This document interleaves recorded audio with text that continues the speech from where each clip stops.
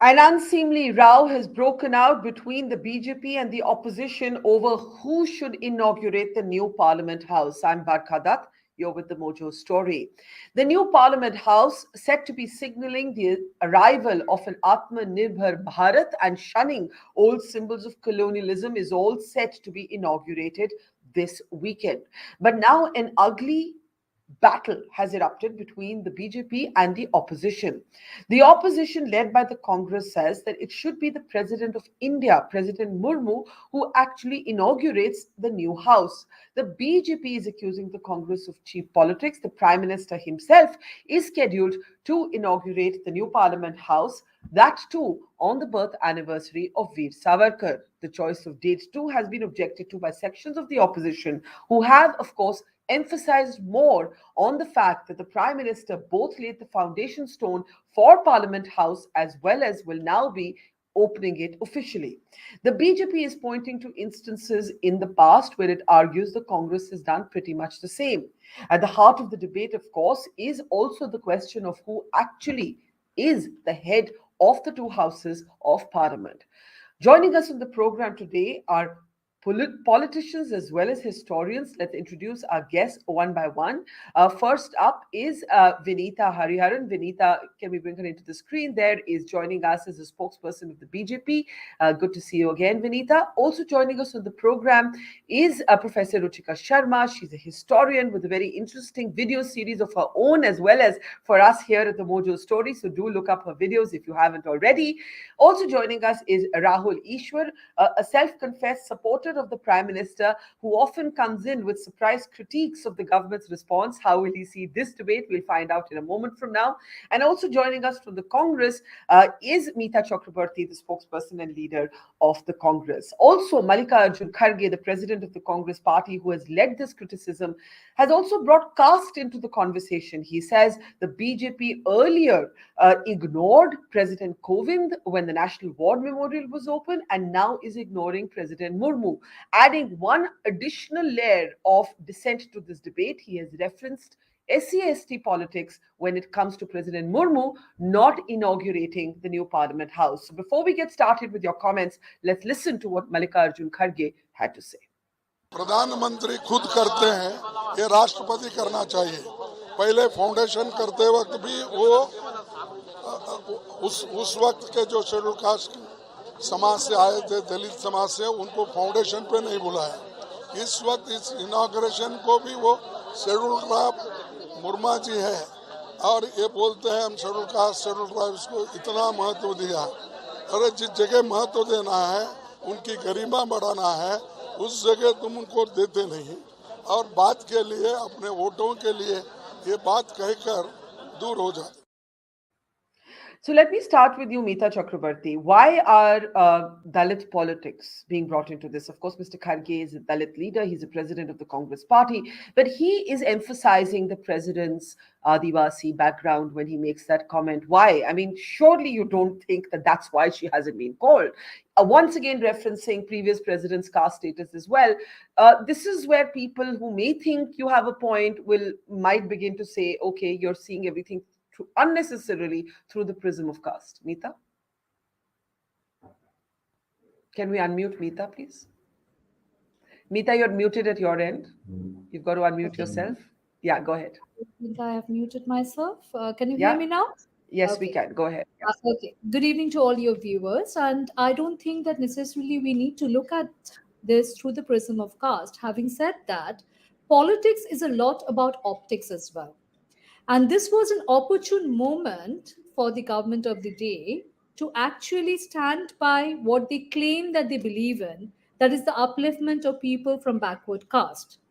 Because as I said, that this would have been a good representation.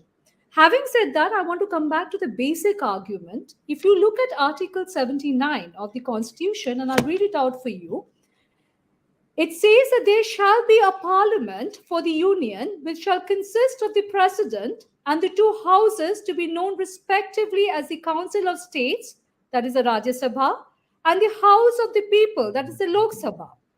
Now, elaborating on this point, the parliament, which is the temple of democracy, is not a place only for the elected government of the day, but it is equally a place for the opposition leaders and members who have been elected and sent to the parliament. Parliament is a place for debate, discussion, dissent, and a place where different political and socio-political point of views can be accommodated. However, this government stays away from this consultative approach, and a person who is clearly the first citizen of the nation, which is the president of the nation, who should have been given an opportunity to inaugurate such a structure, which is meant not only for the government of the day. We know that the prime minister is heading the government of the day, but the prime minister is not head of the nation. So parliament, when it is clearly meant for elected representatives belonging to different political formation, such a structure, it would have been a good gesture and a correct gesture to let the president of the nation inaugurate it. And a much larger point that we do not see these days, if you look at the UPA time, you will see that most of the bills, there would have been a debate, discussion, about 60 to 70% bills used to be sent to scrutiny teams. The scrutiny team will have representatives not only from the government of the day, but also from opposition members. But right now, if you look during the Modi Sarkar in the past 9 years, about 25% bills have been sent to scrutiny team. So we also see a further decline in bills that are sent up for public consultation. So there is a larger point that we are trying to make, that a parliament should be more inclusive, which we do not see these days. And it would definitely have been the right gesture had we asked the head of the nation, the president, given the opportunity to inaugurate such. Okay, let me bring in Vinita Hariharan. Of course, the BJP Meeta has been quoting examples from the past, and we actually did a little bit of research. They've been talking about how Indira Gandhi at one point, was leading the ceremony without the president. But then we did some research and we found the president, V.V. Giri, in that case had actually laid the foundation stone of the Parliament House Annex. So there was a gap of a few years, before Indira Gandhi would come a few years later and actually inaugurate the Parliament House Annex, 5 years to be precise. So both sides, both parties are selectively quoting, in a way, facts here. There was a 5-year gap between these two incidents taking place. Then there was, of course, the incident of the Parliament Library building, where Rajiv Gandhi laid the foundation stone. This is, of course, now being invoked by BJP leaders. But subsequently, of course, we had President Narayanan, who was then involved in 2002. So in every case that is being cited, the president has been involved, but with a gap of a few years. And you'll see that coming up in your next slide. Go ahead, Vinita. Even if, let's say, the Congress has made the same mistake in the past, should the BJP be making it? The criticism is that Mr. Modi is personifying himself onto a house that actually belongs to everybody, including the opposition. Vinita, you're on mute. Yeah, we were asked not to control the mic. So yeah, in fact, so I think this is a proud moment in the history of India, where after 100 odd years, we are getting a new parliament building, and it's such an iconic structure, and it's a proud moment for all parliamentarians across political parties. So I think we should celebrate this moment, and it's a great moment in independent India. And instead of raking up such issues of who should inaugurate the parliament, see, in all its due right, it was PM Modi's project, is what the Congress also called it, PM Modi's pet project, and they kept criticizing it on that count. And now they go a bold-face and say, why should the PM inaugurate this project? So I think they should find issues that matter to the nation when they should behave like a responsible opposition. And this is a parliament which has had a record history of clearance of bills, and the pace at which the government has been functioning over the last 10 years is indisputable. So I don't think we should rake up such puerile issues, and I wouldn't say it's puerile, but it's not an issue which is to be raised at such a historic and iconic moment in our history, where we are getting a absolutely swank new building, and the architecture is beyond words, and the way the building has been designed. And let us look at those positive aspects of the building and how it's going to actually set a kind of a pattern and a pride in the hearts of our parliamentarians going forward. So let's look at those positive aspects of this the building. And when the president herself has consented, and she has actually welcomed the Prime Minister And so when she does not have an issue, I don't know why the Congress has Yeah. to have an issue over this. And I don't think it should be made national news. And the kind of the thing that we're projecting to the world outside is also not good.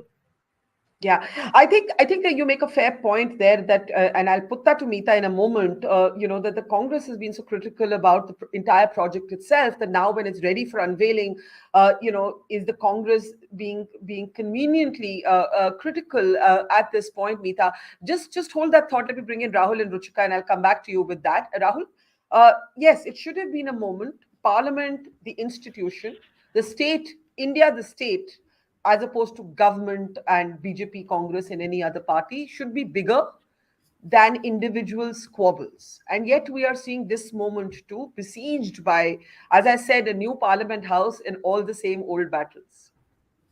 Barkhaji, two submissions. First, on a lighter note, even the Afghan parliament was inaugurated by our Indian PM Modi ji. So it would be unfair to say that Indian parliament should not be inaugurated by him. But second, as we all know, beyond either the quoting articles or beyond any justifications, we all know that Modi ji thinks about posterity in a big way, and Modi ji would like to be in that particular moment in the big thing. And Modi ji has that particular habit. That's characteristics of all mass leaders. And Modi ji, after perhaps Narendra Modi, after perhaps Mahatma Gandhi and Indira Gandhi, is one of the largest mass leaders that India has seen.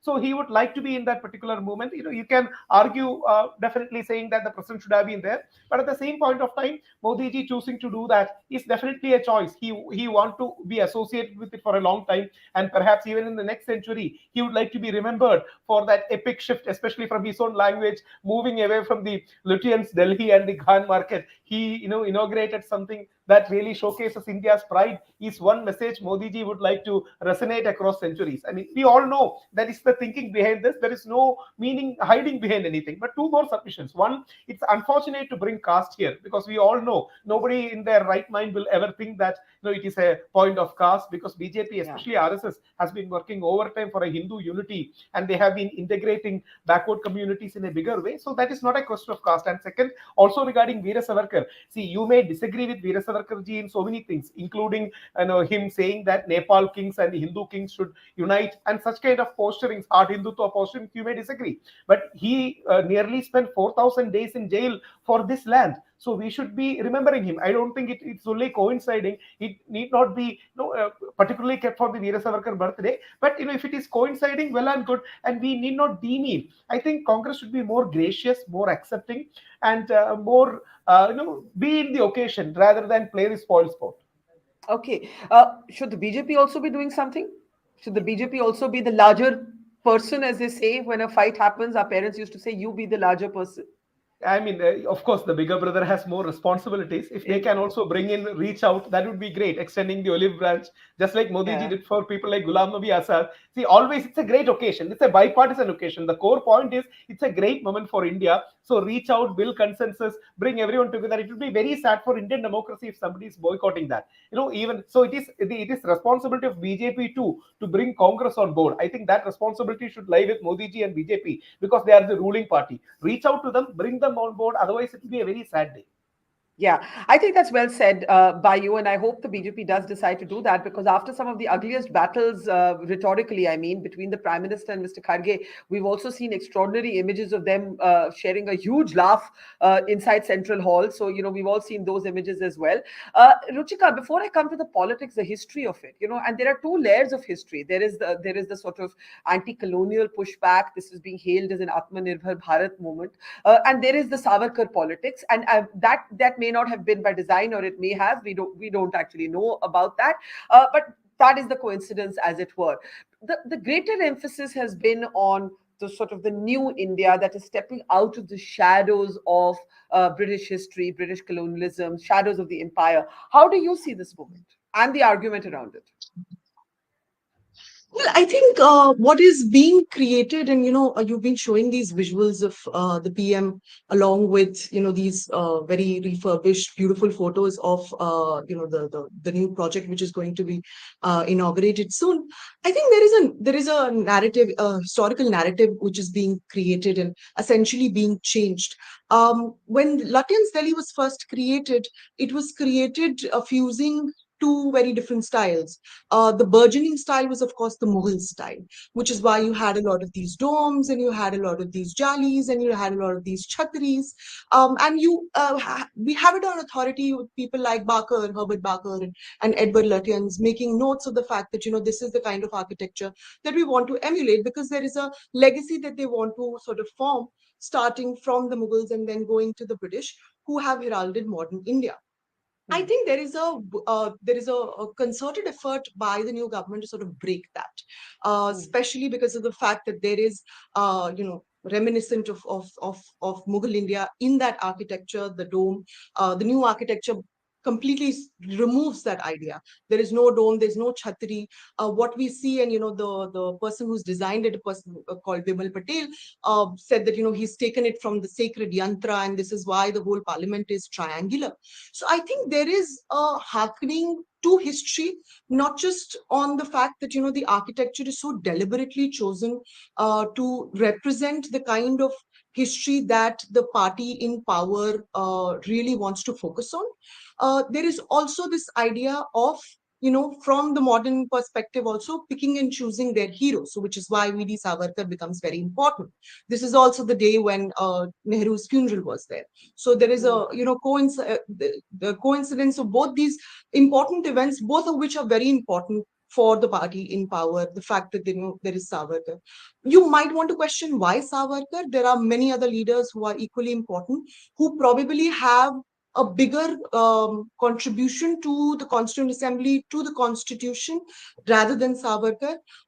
There is a huge question mark to his idea of freedom anyway.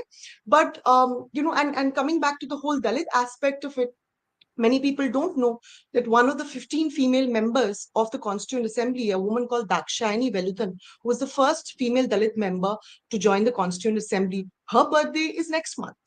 And, nobody sort of seems to keep that in mind when you are inaugurating. And the government had a great opportunity. They have this. Yeah, the that's a government very had a great important opportunity. point. Sorry, and I I'll don't mean finish to with that. interrupt you. No, I wasn't interrupting you. I just wanted to follow up that President Murmu has not been invited because, that's the only thing I take objection to, that to bring in the suggestion of caste. I take your point that this was an opportunity to showcase, to celebrate, sort of the Dalit members of the Constituent Assembly. But that doesn't mean the president wasn't called because of caste. That's all I was saying. But Ruchika, go ahead, complete your point. Could be, but also just the fact that, I think there is a missed opportunity over here. Considering the government has a Beti Bachao, Beti Padhao policy, it would be great to sort of, for once, keep a woman Constituent Assembly member at the forefront and, sort of inaugurate the whole parliament for her name. But clearly there is a historical narrative, and Savarkar is therefore, the choice for it. The last point that I want to sort of stress on is that the entire photo ops, the fact that the Prime Minister is going to lay the foundation stone and also, inaugurate the parliament, reeks of this whole empire system, where a king would sort of have his whole architecture built, which would sort of convey his imperial vision. The architecture would be deliberately chosen to convey the kind of idea that he has But in his Indira fiction. Gandhi, And Indira then Gandhi did it accordingly, too. Indira Gandhi did it too. It's just that 5 years earlier, the president had laid the foundation stone. But Indira Gandhi did it too. That's the point that's absolutely. important remembering from history. Absolutely. I'm not saying that this has not happened before, which is why the whole idea that, there is a hearkening to history. So there is this idea of, creating an empire, wherein the idea is that, okay, this is the architecture of the empire, and the person who's leading the empire is therefore the person who's going to do the photo ops, who's going to lay the foundation stone, and who's therefore also going to Okay. inaugurate the parliament, is how I see it as a historian. So lots of little nuggets there from how the architecture itself changing, losing the dome is also somewhat of a political statement, a conscious choice. To basically talking about more recent examples or contemporary examples of how modern India was actually birthed and whether the government missed an opportunity. To Meeta, I will ask this. Are you actually considering a boycott? Do you think that is a productive way to make your voice heard in this debate? Well, I'm not in a position to reveal that at this stage. I think the senior leadership will take a call. Coming back to your earlier query, you asked that we criticized the project when the project was underway. Let me answer that. We criticized it on two counts. A, the expenses that were incurred in the project that were very, very high. And secondly, the timing of this project being executed. It was being executed during the COVID time when people were gasping for oxygen. And we thought that a better way of spending these funds would have been on medical infrastructure, to boost up the medical infrastructure, to provide the people the required facilities, because there was a lot of stress on the medical infrastructure during the COVID years. So it was the timing and the expenses that we objected for. And I think as a principal opposition party, we were well within our rights to do so. That's number one. Number two, when we talk about the inauguration, I completely agree with my co-panelists who just spoke that this is a missed opportunity. This would have been a good time. A sarkar that talks about Beti Bachao and Beti Parao, but only they talk about it. We all know what is happening to the wrestlers who are protesting now. They do not really walk the talk. So when it came to showing a person who is the president, who is the first citizen of the nation, who is a woman, who is from the backward caste, when it came to the optics, when it came to giving her the position where she could have inaugurated the structure, the prime minister who believes in event management, who believes in being the center of attraction all the time, chose to do it himself. So that is what our objection is all about at this stage.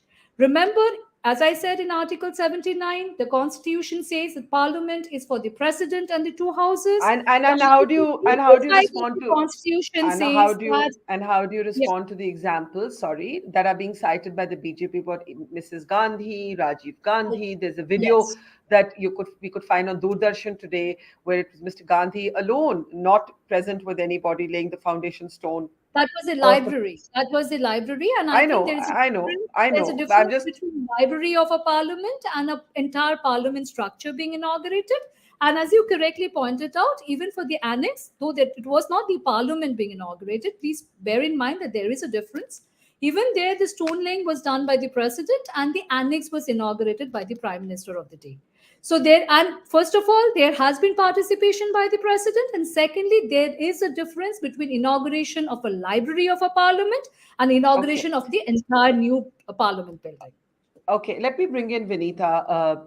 Vineeta, what would the government do? Will you reach out? Should you reach out, as Rahul Ishwar suggests? Because, when the dust is settled, this is India's parliament. And this parliament will be the parliament for all parties, irrespective of which side of the ideological trenches you are. This is a symbol of our democracy. This transcends the present competitive politics or political argument that is taking place. What will you do to make this moment more inclusive? No, absolutely, Barkha. So I'm sorry I lost the connection last time. But as a leader of the parliament, the prime minister will definitely ensure, and the entire office of the PMO and the entire government of India machinery would be operational to invite all concerned, all relevant stakeholders, and especially all parliamentarians. Of course, that would be the prime responsibility of the machinery. So there is no doubt about that. But then the opposition also has a responsibility to behave as a responsible opposition and not rake up such controversies at such an iconic moment in independent India. And about the budget of the the building, which is around 800 and odd crores, 900 crores. If you look at the Nehru Samadhi, which is, the valuation today is around 1 lakh and odd crores. So let's not talk of budgets for memorials and budgets for such historic buildings, which is the Parliament of India, which is going to go down in history. Since 1927, we have not had a new Parliament building. And this was something which the Congress had actually raked up, had raised the need for a new Parliament building in 2012. And it was Jairam Ramesh and the Cabinet Secretary then we have records of them saying that this building is there's discrepancy, and there is it's a heritage building and it's not safe to even sit in the parliament. That's the kind of architectural hazard that the building was, undergoing. And that's when the Prime Minister in record time has constructed this new Parliament building. And we should all kudos to him. And I think no other person is eligible to inaugurate the Parliament building than the PM Modi himself, under whose leadership we have had this Parliament building, this historic building, in record time. So I think there is no dispute over who should launch it. And about the president, we have all respect for the president. It was, the fact that we have a tribal representation as a president itself speaks volumes about the current dispensation. And as far as Beti Bachao and Beti Padhao, we have seen the kind of work that our party has done over the last 10 years. And I don't think there is any dispute about that. And this is not the occasion to rake up those issues. And also about the COVID times, I think. I just do want to say, this is beyond BJP Congress politics, that it's upsetting. I'm saying this, that it is upsetting to me to think of these Olympic champions on the streets, literally a stone's throw away from Parliament, old or new, talking about sexual harassment and abuse. It is disturbing, and I hope that we take a moment to look at that irony as well. But do go ahead and complete your point. No, so absolutely. So what I was trying to say is the COVID assistance that this government has given is again historic, and is not only just in India but also in neighboring countries. The kind of assistance that we have given, and the Atmanirbhar packages, and it was lakhs and crores of the budget that was given out during COVID times, and how we have come out of COVID. So I think there's no need to repeat those stories again. But since it was raked up by the Congress spokesperson, so I need to also respond to that statement. So I don't think this Parliament building inauguration should actually be a point where you rake up all your historical the points that you have against the BJP. So I don't think, like Barkha, I agree with you, we should not politicize this national movement. So my question to Rahul is, everybody knows that this is very much Mr. Modi and the Modi government's pet project. What would the government have lost to make President Murmu? In fact, they would have only gained. In fact, people would have only said that, and we put it to our viewers, this is by no means representative of all of India, but can we please have that graphic up again? Who should inaugurate the new Parliament building?